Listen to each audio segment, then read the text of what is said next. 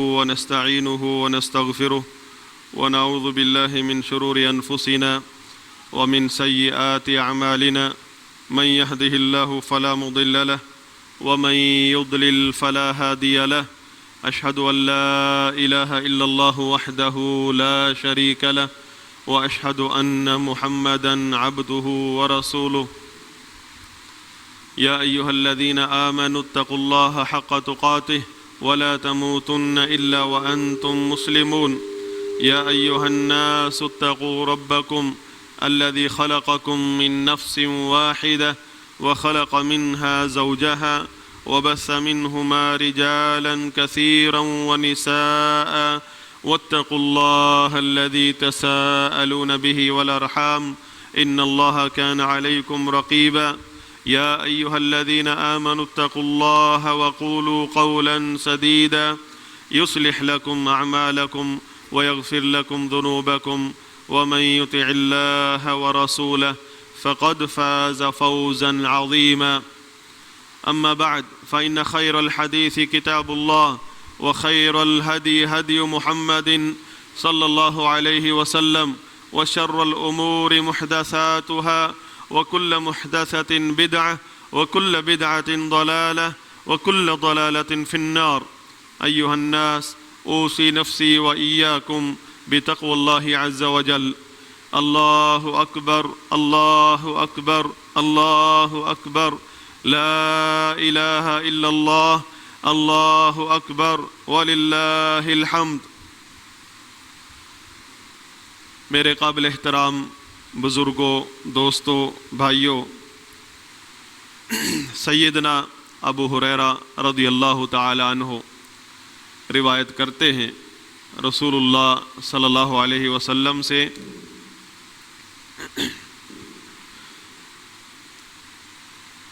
کہ من وجد سعة فلم يضحي فلا يقربن مصلانا، جو شخص استطاعت رکھتا ہو استطاعت کے باوجود قربانی نہ کرے ہماری عیدگاہ کے قریب نہ لگے۔ امام البانی رحمہ اللہ نے اس حدیث کو صحیح قرار دیا ہے۔ حضرات گرامی، علماء امت کے نزدیک اس حدیث کی روشنی میں اور اس کے علاوہ دیگر دلائل کی روشنی میں قربانی ہر صاحب استطاعت پر اپنی پوری فیملی کی طرف سے، پورے اہل خانہ کی طرف سے ایک قربانی واجب ہے، فرض ہے۔ قربانی نہ کرنا حرام ہے، گناہ ہے، اور اس میں اس حد تک وعید ہے کہ اس کو عیدگاہ میں عید کی نماز پڑھنے سے منع کر دیا گیا ہے۔ قربانی پورے خاندان یا اہل خانہ کی طرف سے ایک ہے۔ گائے، بھینس یا اونٹ یا یہ بڑا جانور، اس میں ایک حصہ ہے، اور چھوٹا جانور بکری، بھیڑ، یہ ایک جانور ہے۔ اور بھیڑ میں اتنی گنجائش رکھی ہے نبی صلی اللہ علیہ وسلم نے کہ 6 ماہ کا بھیڑ کا بچہ بھی قربانی کیا جا سکتا ہے۔ باقی بڑے جانور میں دوندہ ہونا شرط ہے۔ بھیڑ کے اندر جزع کا لفظ آیا ہے کہ وہ 6 مہینے کا بھی کافی ہے۔ بعض حالات میں نبی صلی اللہ علیہ وسلم نے ایسے لوگوں کے لیے اعلان کیا تھا کہ جو استطاعت نہ رکھتے ہوں، جن کے پاس جانور بڑا نہ ہو۔ اور بعض احادیث ایسی بھی ہیں جن کی بنا پر اہل علم مطلقاً اس کا جواز کے قائل ہیں کہ استطاعت ہو یا نہ ہو، بھیڑ کا بچہ، بھیڑ سال سے کم یعنی 6 مہینے سے اوپر، اس کی بھی قربانی کی جا سکتی ہے۔ اور اسی طرح ہمارے ہاں لوگ الجھن میں مبتلا ہیں بھینس کے بارے میں۔ اہل علم کا اس میں کوئی اختلاف نہیں ہے۔ بھینس قربانی کے معاملے میں بھی زکوٰۃ کے معاملے میں بھی گائے کی طرح ہے، بغیر کسی شک و شبہ کے، بغیر کسی کراہت کے بھینس کی بھی قربانی کی جا سکتی ہے۔ حضرات گرامی، اگر کسی شخص نے جانور خرید لیا ہے، اس کا تعین ہو چکا ہے، اور پھر اس میں اچانک کوئی اللہ کی طرف سے اچانک کوئی حادثہ ہو گیا، اس کو عیب لگ گیا، سینگ ٹوٹ گیا، لنگڑا ہو گیا وغیرہ، اگر اللہ کی طرف سے ہے، آپ کی کسی کی کوتاہی کی وجہ سے نہیں، تو ایسے جانور کی قربانی کی جا سکتی ہے۔ کیونکہ یہ ایسا مسئلہ ہے، اکثر حضرات پریشان ہوتے ہیں اور وقت پر ان کو بتانے والا کوئی نہیں ملتا۔ قربانی کا یہ پہلا دن جو کہ 10 ذو الحجہ ہے، یہ ان دنوں میں سے آخری دن ہے جو تمام دنوں میں افضل ترین دن ہے، کہ ان دنوں میں کی گئی عبادت، کیا گیا عمل دوسرے دنوں کے جہاد سے بھی افضل ہے۔ ذو الحجہ کے 10 دن، پہلی تاریخ سے لے کر آج 10 ذو الحجہ تک، یہ 10 دن ہیں جو اللہ کے نزدیک ان سے بڑھ کر کوئی ان دنوں میں کیا گیا عمل اس سے زیادہ افضل اللہ کے نزدیک کسی اور دن میں کیا ہوا جہاد بھی نہیں۔ ان دنوں میں جو ترغیب دی ہے نبی صلی اللہ علیہ وسلم نے جس عمل کی، ایک تو قربانی کا حکم ہے، اور یہ بعد میں 3 دن اور چلے گا، یعنی مکمل 4 دن قربانی کی جائے گی۔ ان دنوں میں تکبیرات سب سے افضل عمل ہے۔ تکبیرات جو ہی ذو الحجہ کا چاند نظر آ جائے، تکبیرات شروع ہو جاتی ہیں۔ یہ بھی ہمارے ہاں اکثر لوگ اس میں غفلت برتتے ہیں کہ ذو الحجہ کا چاند نظر آ جاتا ہے، تکبیروں کا کوئی ہمارے ہاں کسی کو نہیں دیکھا جاتا، نہ مسجد میں نہ باہر، کہ کوئی تکبیرات کہتا ہو۔ تکبیرات 2 طرح کی ہیں، ایک مطلق اور ایک مقید۔ ذو الحجہ کا چاند نظر آتے ہی ہر گھڑی تکبیرات کا ٹائم ہے۔ تکبیرات صبح شام چلتے پھرتے جہاں 4 لوگ بیٹھے ہوں، سب سے پہلے ابتدا تکبیرات سے کی جائے۔ صحابہ کرام چلتے پھرتے تکبیرات کی ان دنوں میں اس طرح آوازیں اٹھتی تھیں، تابعی فرماتے ہیں کہ ایسے لگتا تھا جیسے موجیں آ رہی ہیں، کوئی ادھر سے تکبیروں کی آواز آ رہی ہے، کوئی ادھر سے تکبیروں کی آواز آ رہی ہے، کوئی ادھر سے، اگر کوئی 4 بندے بیٹھے ہیں، ایک آدمی گزرا ہے، وہ ان کو یاد کرواتا جاتا ہے، اللہ اکبر لا الہ الا اللہ، اللہ اکبر وللہ الحمد۔ سنتے ہی سارے اپنی اپنی تکبیرات کہنا شروع کر دیتے ہیں۔ عبداللہ بن عمر اور ابو ہریرہ رضی اللہ عنہ، یہ صحابی بازاروں کی طرف نکلتے تھے ان 10 دنوں میں تکبیرات کہتے ہوئے، لوگ ان کو دیکھ کر اپنی اپنی جگہ پر اپنے اپنے طور پر تکبیرات شروع کر دیتے تھے، اور ایسے سما ہوتا تھا کہ تکبیروں کی موجیں آ رہی ہیں، لہریں اٹھ رہی ہیں۔ اور پھر تکبیرات مقید کہ 5 وقت کی نمازوں کے بعد کم از کم ایک دفعہ اپنے اپنے طور پر، اجتماعی شکل میں نہیں، ہر آدمی اپنے طور پر بلند آواز سے تکبیر کہے، 5 نمازوں کے بعد۔ اور اس کا آخری وقت ایام تشریق کے آفتاب کے غروب ہوتے ہی ختم ہو جاتا ہے۔ آخری نماز تو عصر ہے، کئی لوگ سمجھتے ہیں کہ عصر کی نماز کے وقت ٹائم ختم ہو گیا تکبیروں کا،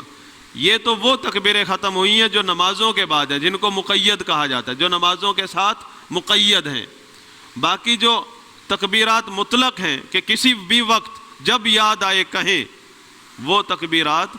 سورج غروب ہوتے ہی ان کا ٹائم ختم ہوتا ہے۔ یعنی دونوں طرح کی تکبیرات کہنی ہے، ہر نماز کے بعد بھی، اور ویسے جب بھی 4 بندوں سے ملے اس وقت سب سے پہلے تکبیرات کہیں، جا رہے ہیں تکبیرات کہیں، آ رہے ہیں تکبیرات کہیں۔ تو ان دنوں میں سب سے افضل دن،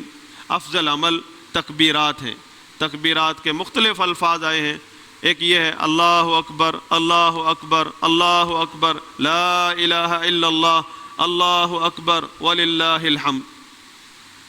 اور بھی الفاظ ہیں، جس طرح بھی اللہ کی تکبیر کی جا سکتی ہے، تسبیح، تکبیر، لا الہ الا اللہ، تحمید، الحمدللہ، اس کی ترغیب دی ہے نبی صلی اللہ علیہ وسلم نے۔ باقی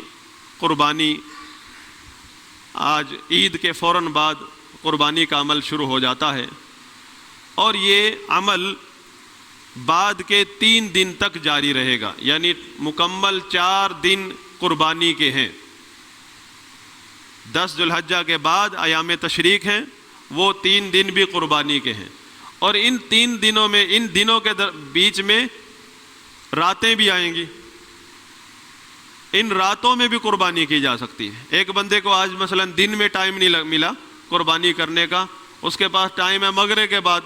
کے بعد بھی کی جا سکتی ہے، آخری دن تک۔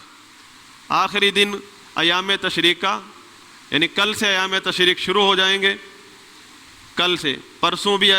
اور اس سے اگلا دن،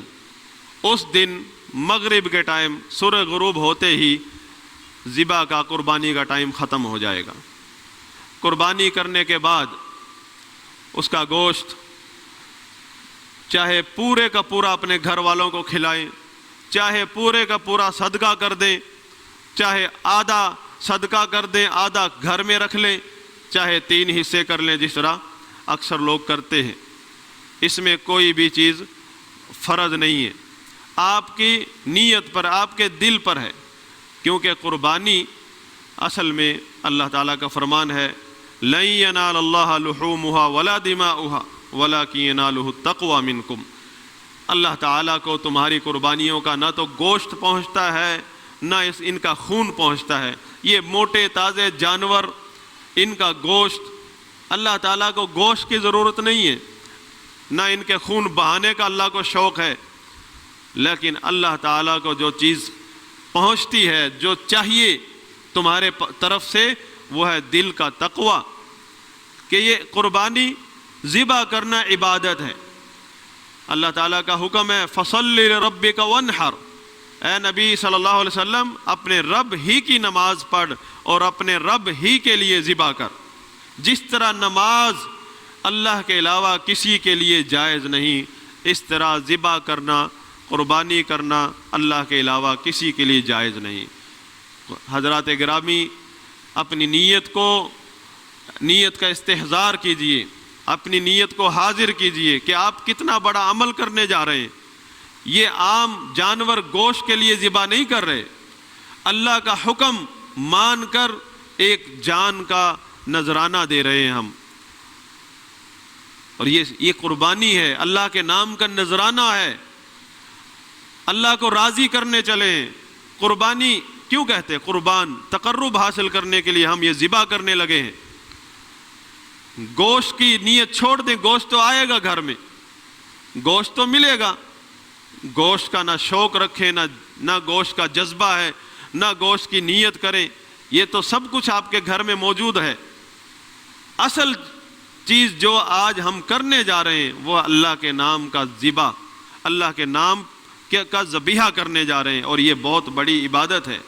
اس میں اللہ کا کوئی شریک نہیں ہے۔ ہم نے جو کہا ہے لا الہ الا اللہ، نہیں ہے کوئی معبود برحق سوائے اللہ کے،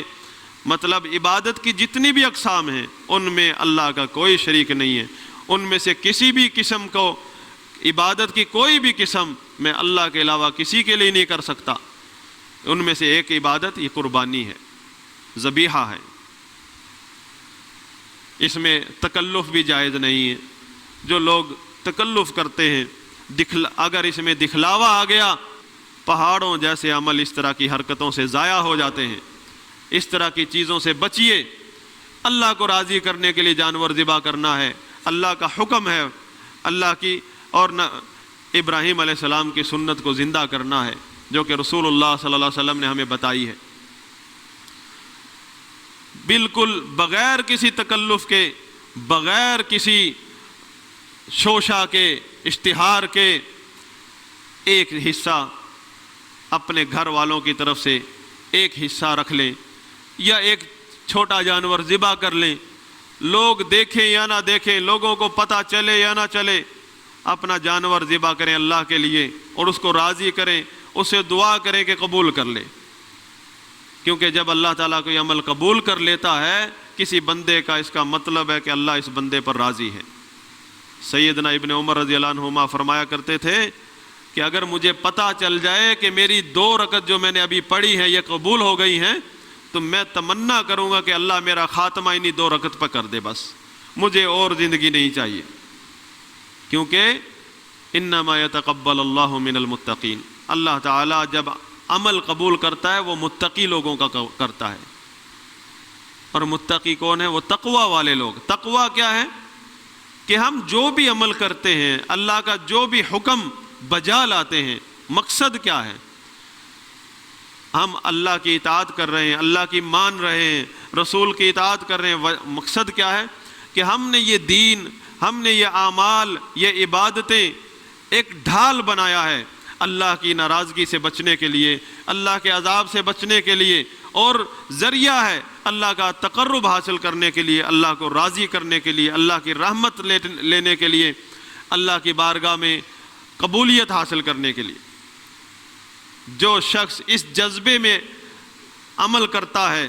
اس نیت کے ساتھ، متقی ہو جاتا ہے۔ اللہ تعالیٰ نے اسی لیے تو حکم دیا، یا ایھا الناس اعبدوا ربکم الذی خلقکم والذین من قبلکم لعلکم تتقون۔ اے لوگو، پوری انسانیت کو اللہ تعالیٰ نے پکارا، اے لوگو اپنے رب کی عبادت کرو، اپنے رب کی، جس نے تمہیں بھی اور تم سے پہلی قوموں کو بھی پیدا کیا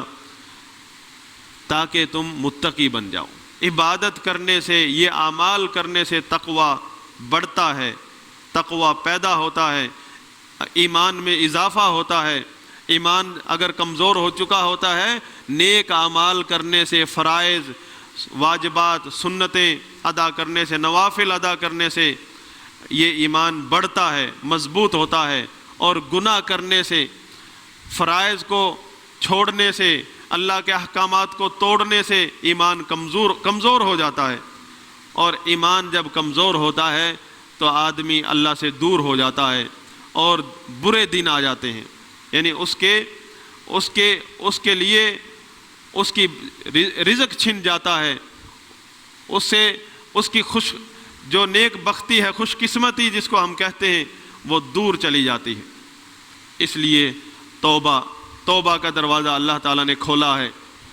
یہ اللہ رحیم ہے، اس کی رحمت کا تقاضا ہے کہ اس نے اپنے بندوں کے لیے ہر وقت توبہ کا دروازہ کھول دیا ہے، حتیٰ کہ سورج مغرب سے طلوع ہو، جس دن سورج مغرب سے طلوع ہوگا اس دن یہ دروازہ بند ہوگا، یا جب بندے کی جان اس کے نکل رہی ہو اس وقت توبہ کا دروازہ اس کے لیے بند ہو جاتا ہے۔ اس سے پہلے توبہ کا دروازہ کھلا ہے۔ توبہ کا مطلب ہے واپس لوٹنا، کہ ہم گناہ کر کے اللہ کے حکموں کو توڑ کر دور نکل چکے ہیں، اللہ سے دور جا چکے ہیں۔ جب بندہ خیال کرتا ہے کہ میں اپنے رب سے کتنا دور چلا گیا ہوں، تو اس کے لیے توبہ اللہ تعالیٰ نے ایک عمل رکھا ہے، توبہ ایک عبادت ہے کہ بندہ فوراً واپس لوٹتا ہے کہ میں اپنے رب کی طرف لوٹوں، چھوڑ دیتا ہے گناہوں کو اور اللہ کے حکموں پر چلنا شروع کر دیتا ہے۔ حضرات گرامی، انسان کی سب سے بڑی خوش قسمتی یہ ہے کہ اللہ تعالیٰ اس کو اپنے دین اسلام کی نعمت سے نواز دے، اور اس سے بھی بڑی خوش قسمتی یہ ہے کیونکہ اللہ کے رسول صلی اللہ علیہ وسلم نے بتایا ہے کہ میری امت یہود و نصارہ کی طرح 73 گروہوں میں بٹ جائے گی۔ اس لیے سب سے بڑی خوش قسمتی امتی کی یہ ہے کہ اللہ تعالیٰ اس بندے کو رسول اللہ صلی اللہ علیہ وسلم کے طریقے پر ثابت قدم رکھے، اللہ تعالیٰ اس بندے کو رسول اللہ صلی اللہ علیہ وسلم کی تعلیمات پر چلنے کی توفیق عطا فرما دے۔ اللہ تعالیٰ اس بندے کو تمام قسم کی بدعات اور گمراہیوں سے محفوظ کر کے صحابہ کے طریقے پر لگا دے۔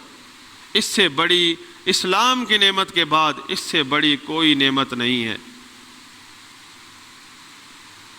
ایک تابعی فرماتے ہیں کہ مجھے بہت خوشی ہوتی ہے، میں اللہ کا شکر ادا کرتا ہوں کہ اس نے مجھے مسلمان بنا دیا، اور مسلمان بننے کے بعد جب میں نے دیکھا اتنے فرقے، اتنے گروہ، تو مجھے اس کے بعد یہ اندازہ نہیں ہو رہا کہ اسلام کی نعمت زیادہ بڑی ہے یا مجھے اللہ نے بدعات سے، گمراہ فرقوں سے بچا لیا ہے، یہ زیادہ بڑی نعمت ہے۔ مطلب یہ کہ یہ اسلام کے مترادف نعمت ہے، کیونکہ رسول اللہ صلی اللہ علیہ وسلم کا طریقہ، نبی صلی اللہ علیہ وسلم کی سنت عین اسلام ہے، عین وہ اسلام ہے جو اللہ تعالیٰ نے نازل فرمایا ہے۔ اس لیے ہر اول آخر کوشش یہ ہونی چاہیے کہ میری دینداری رسول اللہ صلی اللہ علیہ وسلم اور صحابہ کے مسلک کے مطابق ہو۔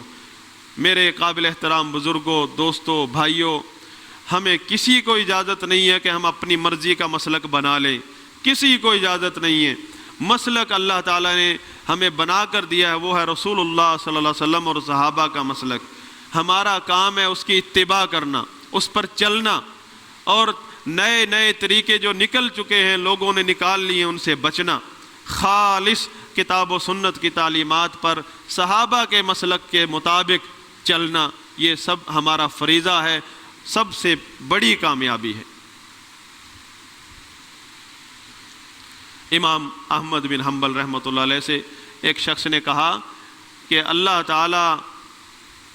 نے جس بندے کو اسلام کی نعمت سے نواز دیا اور مسلمان کی موت مرا، بڑی خیر پر مرا، بڑا کامیاب ہو گیا۔ امام اہل سنت احمد بن حنبل رحمۃ اللہ علیہ فرمانے لگے، خاموش، اسکت، تم نے کیا بات کی ہے؟ یہ جتنے گمراہ فرقے ہیں، 72 فرقے نبی صلی اللہ علیہ وسلم نے خود بتائے ہیں، وہ اور بتایا ہے کہ میری امت کے ہیں، میرے امتی ہیں، مسلمان ہیں، سب کے بارے میں فرمایا کلھا فی النار، سب کے سب جہنم میں جائیں گے، وہ بھی تو مسلمان مرے ہیں۔ اصل کامیابی یہ ہے، فرمایا من مات علی الاسلام والسنہ مات علی الخیر، جو آدمی مسلمان ہو اور نبی صلی اللہ علیہ وسلم کے مسلک پر ہو، اہل سنت ہو، اہل حدیث، اہل سنت یعنی اہل حدیث سے مراد ائمہ کرام جو صحابہ کے جانشین ہیں، اہل سنت سے مراد وہ لوگ جو کسی بھی مسلک کو قبول نہیں کرتے سوائے رسول اللہ صلی اللہ علیہ وسلم اور صحابہ کے۔ فرمایا یہ لوگ کامیاب ہیں، جو شخص اس طریقے پر مرا کامیاب ہو گیا۔ حضرات گرامی، یہ ہماری دعوت، ہماری تبلیغ کوئی کسی کو اپنی طرف بلانے کی نہیں ہے، نہ ہم اپنی مسجد کی طرف، نہ اپنی جماعت کو گروہ کی طرف بلاتے ہیں۔ ہماری دعوت وہی ہے جو آپ کا ایمان ہے، آپ کا ایمان ہے رسول اللہ صلی اللہ علیہ وسلم پر، قرآن پر، حدیث پر، صحابہ پر، تابعین پر، ائمہ کرام پر، انہی کے طریقے کی طرف ہم دعوت دے رہے ہیں۔ اگر ہماری کوئی غلطی ہے، کوئی بھی مسلمان ہمیں سمجھا سکتا ہے، ہم ایک دوسرے کو سمجھا کر اس راستے پر چلیں گے جو صحابہ کا راستہ ہے، جنت کا راستہ ہے۔ اس میں کوئی چھوٹا بڑا نہیں ہے، جس سے بھی غلطی ہو دوسرا آدمی اس کو سمجھا سکتا ہے، ٹوک سکتا ہے کہ تو اس راستے سے ہٹ رہا ہے، کیونکہ اصل کامیابی، اصل اسلام وہ ہے صراط مستقیم۔ وَأَنَّ هَذَا صِرَاطِي مُسْتَقِيمًا فَاتَّبِعُوهُ وَلَا تَتَّبِعُوا السُّبُلَ فَتَفَرَّقَ بِكُمْ عَنْ سَبِيلِهِ۔ اللہ تعالیٰ نے فرمایا یہ ہے میرا سیدھا راستہ، یعنی وہ راستہ جس پر رسول اللہ صلی اللہ علیہ وسلم اور صحابہ ہیں، اس کے علاوہ کسی بھی راستے کی پیروی مت کرو۔ اگر اس کو چھوڑ کر کسی بھی راستے کی طرف چلو گے، ہر راستہ تمہیں حق سے دور کر دے گا، جنت سے دور لے جائے گا۔ فَتَفَرَّقَ بِكُمْ عَنْ سَبِيلِهِ، اللہ کے راستے سے تمہیں دور کر دے گا۔ کسی کی پرواہ نہیں کرو، اللہ اور اس کے رسول کے راستے کو دیکھو، اس پر چلو، چاہے تمہیں ساری دنیا اکیلا چھوڑ دے، اللہ تمہیں اکیلا نہیں چھوڑے گا، اللہ تعالیٰ تمہارا ساتھ دے گا۔ اللہ کا ساتھ انہی لوگوں کے ساتھ ہے جو نبی کے طریقے پر چلتے ہیں، چاہے وہ ساری زندگی اکیلے کیوں نہ رہ جائیں، سارے لوگ ان کو اکیلا کیوں نہ چھوڑ دیں، اللہ جس کو اکیلا نہ چھوڑے وہ اکیلا نہیں ہے۔ اس کے ساتھ اللہ کے سارے لشکر ہیں، سارے فرشتے، آسمانوں کی مخلوقات، زمین کی مخلوقات، سمندر کی مخلوقات، وہ لشکر جو ہمارے خیالات میں بھی نہیں آ سکتے، سب اللہ کی تمام مخلوقات اس شخص کے ساتھ ہیں جو اللہ اور اس کے رسول کے راستے پر ثابت قدم ہے، دنیا کی مخالفتوں کی پرواہ نہیں کرتا۔ اور اے مسلمان، چاہے جس کو بھی اللہ تعالیٰ نے لا الہ الا اللہ محمد رسول اللہ کی توفیق دے دی ہے، اس کلمے کی نعمت سے نواز دیا ہے، اس نعمت سے کیوں محروم ہو رہا ہے؟ اصل نعمت تو یہی ہے کہ رسول اللہ صلی اللہ علیہ وسلم کے مسلک کو اپنا لے، پھر نہ دیکھ کون مخالفت کرتا ہے، کون برا سمجھتا ہے، کون اچھا سمجھتا ہے، اللہ کے رسول کے مسلک کو اپنا لے۔ کامیابی اسی میں ہے، اسی میں کامیابی ہے۔ چند دن کی زندگی ہے، کسی نے ساتھ نہیں جانا ہے، کسی نے قبر میں جواب نہیں دینا ہے، کسی کی سفارش نہیں چلے گی، اور اللہ کا رسول اپنی امت کے گناہ گاروں کی سفارش کرے گا۔ شفاعت رسول اللہ صلی اللہ علیہ وسلم کی برحق ہے، اور شفاعت کے باوجود بھی بہت سارے لوگ، بہت سارے گناہ گار جنت میں رہ جائیں گے، اللہ تعالیٰ اپنی رحمت سے ان کو نکالے گا۔ اصل بات یہ ہے کہ توحید اور رسول اللہ صلی اللہ علیہ وسلم کا مسلک، اس کو اپنا لو، کیونکہ رسول اللہ صلی اللہ علیہ وسلم کا مسلک چھوڑ دینا، اس کی مخالفت کرنا، چاہے توحید پر ہے بندہ، توحید کی یہ فضیلت ہے کہ آدمی کے لیے اللہ تعالیٰ نے جنت پکی کر دی ہے جو توحید پر ہے، چاہے وہ ہزاروں سال جہنم میں جلتا رہے پھر بھی اس نے جنت میں جانا ہے۔ اہل توحید کا یہ مقام ہے،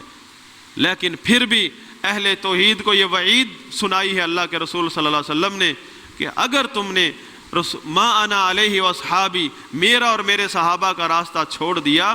تو جہنم کا منہ دیکھنا پڑے گا، کلھا فی النار الا واحدہ، جہنم کا منہ دیکھنا پڑے گا۔ یہ سزا ہے ان لوگوں کی جو توحید پر ہونے کے باوجود رسول اللہ صلی اللہ علیہ وسلم اور صحابہ کے راستے کی تعظیم نہیں کرتے، صحابہ کے راستے کو اپنا مسلک نہیں بناتے۔ اللہ سے دعا ہے کہ اللہ تعالی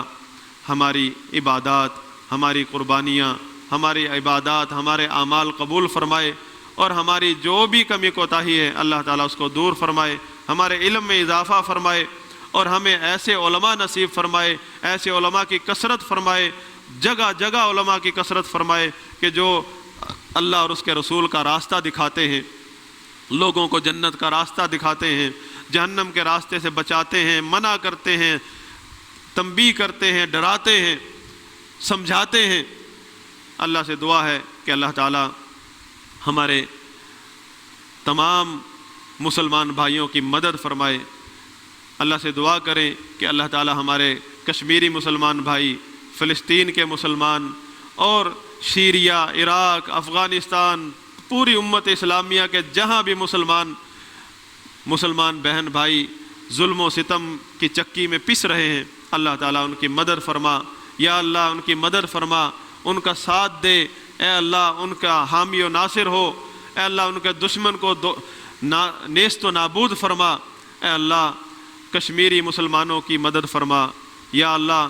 ہماری حکومت اور ہماری افواج کی مدد فرما کہ وہ ہمارے کشمیری بھائیوں کا بھرپور تعاون کر سکیں، بھرپور مدد کر سکیں، اور اپنے